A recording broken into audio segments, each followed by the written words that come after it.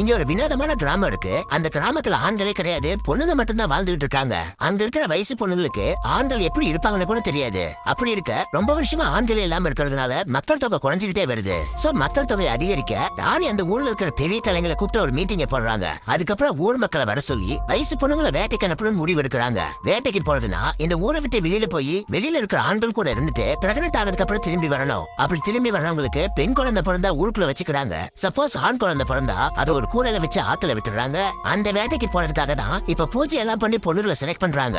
அப்படி செலக்ட் ஆனவங்க ஸ்பெஷலா ட்ரைனிங் எடுத்துக்கணும். அந்த ட்ரைனிங்ல ஃபெயில் ஆயிட்டா அவங்களை வெளியில அனுப்ப மாட்டாங்க. சப்போஸ் இதுல யாராவது அந்த கிராமத்தோட விதியை மீறிட்டாங்கன்னா அவங்க அந்த காட்டுக்குள்ள கட்டி வச்சு காட்டுவாசிகளுக்கு காணிக்கை ஆக்கிடுறாங்க. இப்ப அடுத்த நாள்ல இருந்து இந்த பொண்ணுங்களுக்கு ட்ரைனிங் ஸ்டார்ட் ஆகுது. அப்பதான் அந்த பொண்ணுங்க ஃபர்ஸ்ட் டைம் ஆண்கள் எப்படி இருப்பாங்கன்னு டிராயிங்க பார்த்து தெரிஞ்சுக்கிறாங்க.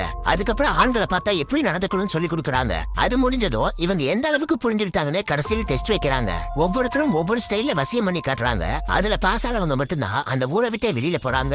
அந்த போனதும் இவங்க ட்ரைனிங் எடுத்துக்கிட்ட மாதிரியே ஆளுக்கு ஒருத்தரை பிடிச்சி வசியம் பண்ணிடுறாங்க. கொஞ்ச நாள் கழிச்சு வேலையை முடிச்சிட்டு ஊருக்குள்ள திரும்பி வராங்க. அவங்கள ஊர் மக்கள் ராணி மரியாதை கொடுத்து வரவேற்கிறாங்க. ஆனா ஒரு பொண்ணுக்கு மட்டும் போன வேலை நடக்காம ஹீரோவை சந்திக்கிறா. அவனோட குணத்தை பார்த்ததுக்கு அப்புறம் தான் ஊருக்குள்ள ஆண்கள் இனப்பெருக்கத்துக்கு மட்டும்தான் சொல்லி வளர்த்தது தப்புன்னு புரிஞ்சுக்கிறா. அதுல இருந்து அவளுக்கு அவன் மேல உண்மையான காதல் வளருது.